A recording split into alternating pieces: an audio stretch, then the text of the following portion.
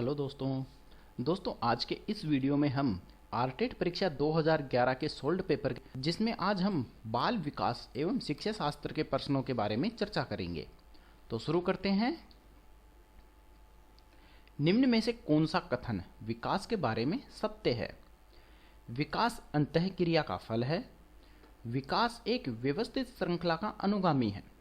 विकास एक व्यक्तिगत प्रक्रिया है या विकास विशिष्ट से सामान्य की ओर होता है। इसका सही उत्तर होगा दोस्तों, विकास विशिष्ट से सामान्य की ओर होता है। बालकों की सोच अमूर्तता की अपेक्षा मूर्त अनुभवों एवं प्रत्ययों से होती है। यह अवस्था है 7 से 12 वर्ष तक, 12 वर्ष से वयस्क तक, 2 वर्ष से 7 वर्ष तक या जन्म से 2 वर्ष तक। इसका सही उत्तर होगा 7 से 12 वर्ष तक। पियाजे ने संज्ञानात्मक विकास की 4 अवस्थाओं के बारे में बताया था, जिनमें से पहली थी जन्म से लेकर 2 वर्ष तक, जिसे इंद्रिय जनित गामक अवस्था कहा गया। दूसरी अवस्था 2 वर्ष से 7 वर्ष, जिसे पूर्व संक्रियात्मक अवस्था कहा गया। तीसरी 7 से 11 वर्ष, जिसे मूर्त संक्रियात्मक अवस्था कहा, तथा 11 वर्ष के बाद में अमूर्त संक्रियात्मक अवस्था कहा गया। मानव विकास किन दोनों के योगदान का परिणाम है? अभिभावक एवं अध्यापक का, सामाजिक एवं सांस्कृतिक कारकों का, वंश क्रम एवं वातावरण का, या उपरोक्त में से कोई नहीं। इसका सही उत्तर होगा वंश क्रम एवं वातावरण का। निम्न में से कौन पियाजे के अनुसार बौद्धिक विकास निर्धारक तत्व नहीं है? सामाजिक संचरण, अनुभव, संतुलनीकरण या इनमें से कोई नहीं। इसका सही उत्तर होगा सामाजिक संचरण। विशेष आवश्यकता वाले बच्चों को पढ़ाने के लिए निम्नलिखित में से कौन सी व्यूह रचना अधिक उपयुक्त है? इसका सही उत्तर होगा सहकारी अधिगम तथा पीयर ट्यूटरिंग। पीयर ट्यूटरिंग में विशेष आवश्यकता वाले बच्चे होते हैं, उनको उन्हीं के सहपाठी बच्चों के द्वारा अनुशिक्षण किया जाए, यानी कि शिक्षक के पढ़ाने के बाद में या शिक्षक के द्वारा जो अधिगम करवाया गया है उसके बाद में सहपाठियों के द्वारा विशेष आवश्यकता वाले बच्चों को समझाया जाता है, तो यह व्यूह रचना सबसे अधिक उपयोगी होती है। समस्या के अर्थ को जानने की योग्यता वातावरण के दोषों, कमियों एवं रिक्तियों के प्रति सजगता विशेषता है। प्रतिभाशाली बालकों की, सामान्य बालकों की, सृजनशील बालकों की या उपरोक्त में से कोई नहीं। इसका सही उत्तर होगा सृजनशील बालकों की, यानी सृजनशील बालक समस्या के अर्थ को जानने की योग्यता वातावरण के दोषों, कमियों एवं रिक्तियों के प्रति हमेशा सजग रहते हैं। एक कॉलेज जाने वाली लड़की ने फर्श पर कोट फेंकने की आदत डाल ली है। लड़की की मां ने उससे कहा कि कमरे से बाहर जाओ और कोट खूंटी पर टांगो। लड़की अगली बार घर में प्रवेश करती है, कोट को हाथ पर रखकर अलमारी की तरफ जाकर कोट को खूंटी पर टांग देती है। यह उदाहरण है श्रृंखलागत अधिगम का, उद्दीपन अनुक्रिया अधिगम का, प्रत्यय अधिगम का या इनमें से सभी। तो इसका सही उत्तर होगा श्रृंखलागत अधिगम का। बार बार अगर लड़की को टोका जाता है या किसी भी बच्चे को किसी कार्य के लिए टोका जाता है, तो कुछ समय बाद श्रृंखलागत अधिगम से उनमें वह आदत विकसित हो जाती है जो कार्य हम करवाना चाहते हैं। बाह्य अभिप्रेरणा में समावेशित किया जाएगा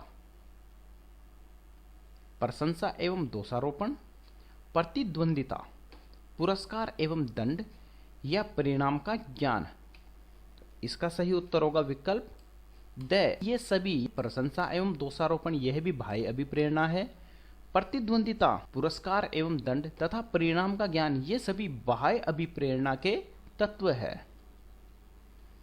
जिस प्रक्रिया में व्यक्ति दूसरों के व्यवहार को देखकर सीखता है, न कि प्रत्यक्ष अनुभव के, इसको कहा जाता है सामाजिक अधिगम, अनुबंधन, प्रायोगिक अधिगम या आकस्मिक अधिगम। इसका सही उत्तर होगा सामाजिक अधिगम। सामाजिक अधिगम में व्यक्ति दूसरों के व्यवहार को देखकर सीखता है, न कि प्रत्यक्ष अनुभव के द्वारा। अधिगम निर्योग्यता का लक्षण है भागने की प्रवृत्ति होना, अशांत ऊर्जावान एवं विध्वंसक होना, अवधान संबंधी बाधा विकार या अभिप्रेरणा का अभाव। इसका सही उत्तर होगा विकल्प स। अवधान संबंधी बाधा या विकार अधिगम निर्योग्यता का लक्षण है। अधिगम को प्रभावित करने वाला कारक है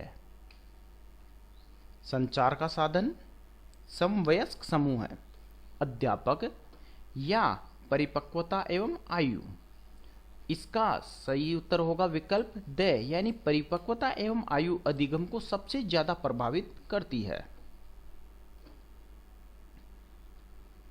एक क्रिकेट खिलाड़ी अपनी गेंदबाजी के कौशल को विकसित कर देता है, पर यह उसके बल्लेबाजी के कौशल को प्रभावित नहीं करता, तो इसे कहते हैं विधेयात्मक प्रशिक्षण अंतरण, निषेधात्मक प्रशिक्षण अंतरण, शून्य प्रशिक्षण अंतरण या उपरोक्त में से कोई नहीं। इसका सही उत्तर होगा शून्य प्रशिक्षण अंतरण। एक क्रिकेट खिलाड़ी के द्वारा गेंदबाजी के कौशल को विकसित करने के बाद में भी उसकी बल्लेबाजी के कौशल को प्रभावित नहीं करता, तो यह शून्य प्रशिक्षण अंतरण कहलाता है। अगर उसकी बल्लेबाजी को प्रभावित करे या उसमें बाधा उत्पन्न करता, तो यह निषेधात्मक प्रशिक्षण अंतरण कहलाता। निम्न में से कौन सा कथन किसी व्यक्ति के मानसिक स्वास्थ्य को उत्तम रूप से प्रदर्शित करता है? पूर्ण अभिव्यक्त संगतिकरण और सामान्य लक्षण की ओर निर्देशन, मानसिक विकारों का न होना, व्यक्तित्व के विकारों से मुक्ति या उपरोक्त में से सभी। तो इसका सही उत्तर होगा विकल्प ए। पूर्ण अभिव्यक्ति, संगतिकरण और सामान्य लक्षण की ओर निर्देशन, ये सभी किसी व्यक्ति के मानसिक स्वास्थ्य को उत्तम रूप से प्रदर्शित करते हैं। फ्रायड, प्याजे एवं अन्य मनोवैज्ञानिकों ने व्यक्तित्व विकास की विभिन्न अवस्थाओं के संदर्भ में व्याख्या की है, परंतु प्याजे ने कहा है कि विकास की अवस्थाएं वातावरण से निर्धारित होती है, कहा है कि शेषवावस्था के अनुभव ही अधिक प्रभावित करते हैं, बाकी अवस्थाओं के सीमित प्रभाव होते हैं। विभिन्न अवस्थाओं को समझाने के लिए संज्ञानात्मक बदलाव के बारे में कहा, या उपरोक्त में से कोई नहीं। तो इसका सही उत्तर होगा विकल्प स। प्याजे ने विभिन्न अवस्थाओं को समझाने के लिए संज्ञानात्मक बदलाव के बारे में कहा है। गिलफोर्ड ने अभिसारी चिंतन पद का प्रयोग किसके समान अर्थ में किया है? बुद्धि, सृजनात्मकता, बुद्धि एवं सृजनात्मकता या इनमें से कोई नहीं। इसका सही उत्तर होगा विकल्प ब। गिलफोर्ड ने अभिसारी चिंतन पद का प्रयोग सृजनात्मकता के अर्थ में किया है। निम्न में से कौन सा रुचि के बारे में सत्य नहीं है? रुचियां जन्मजात और अर्जित दोनों होती है। रुचियां समय के अनुसार बदलती रहती है। रुचियां योग्यता एवं अभिक्षमताओं से संबंधित नहीं होती हैं। यह रुचियां व्यवहार में आकर्षण एवं विकर्षण के प्रतिबिंब नहीं है। तो इसका सही उत्तर होगा विकल्प द। रुचियां व्यवहार में आकर्षण एवं विकर्षण के प्रतिबिंब नहीं है, अभिवृत्ति है। इसका सही उत्तर होगा विकल्प ए। अभिवृत्ति एक भावात्मक प्रवृत्ति जो अनुभव के द्वारा संगठित होकर किसी मनोवैज्ञानिक वस्तु के प्रति पसंदगी या नापसंदगी के रूप में प्रतिक्रिया करती है।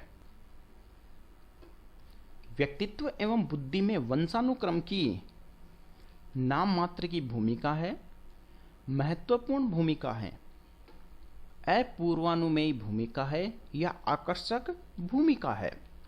इसका सही उत्तर होगा विकल्प ब, यानी व्यक्तित्व एवं बुद्धि में वंशानुक्रम की महत्वपूर्ण भूमिका होती है।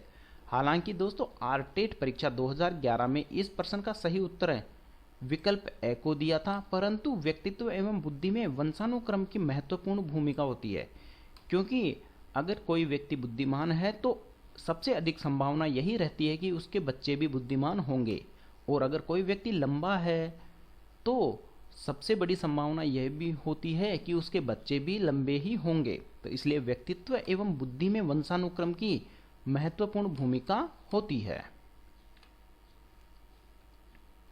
जिन इच्छाओं की पूर्ति नहीं होती उनका भंडार गृह निम्न में से कौन सा है?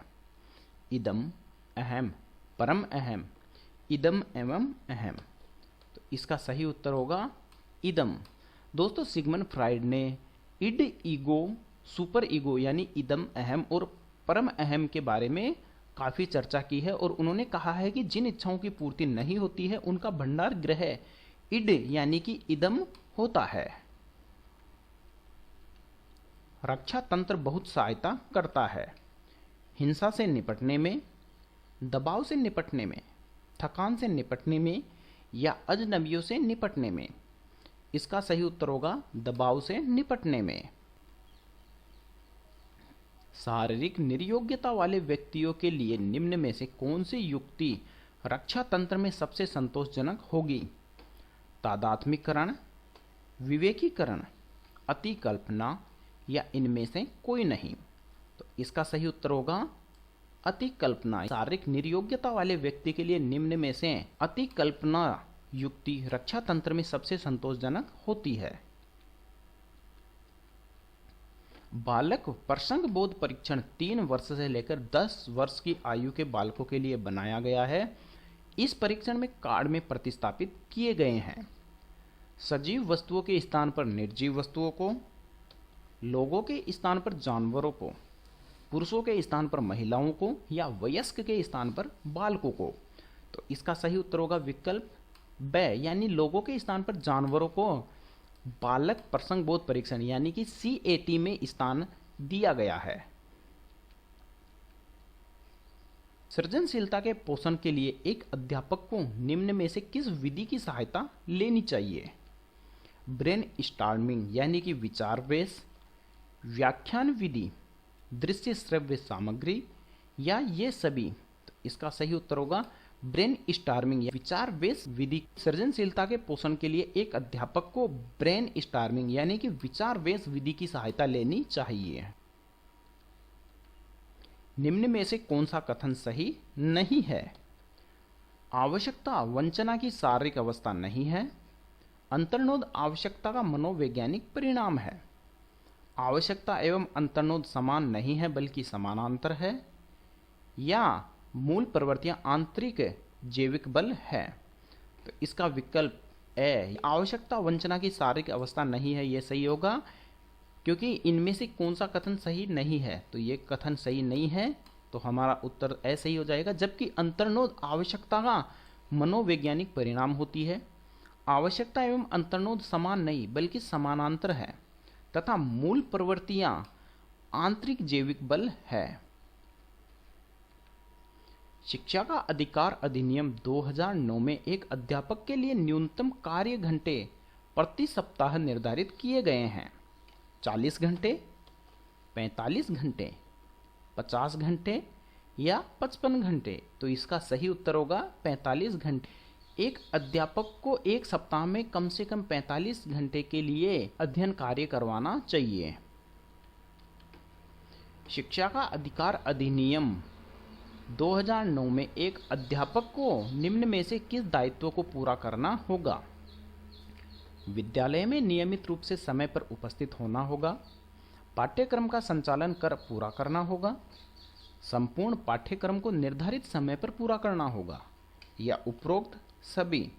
तो इसका सही उत्तर होगा विकल्प द। विद्यालय में नियमित रूप से समय पर उपस्थित होना, पाठ्यक्रम का संचालन करना तथा पाठ्यक्रम को पूरा करना तथा संपूर्ण पाठ्यक्रम को निर्धारित समय पर पूरा करना, ये सभी शिक्षा का अधिकार अधिनियम के तहत एक अध्यापक के महत्वपूर्ण दायित्वों में आते हैं।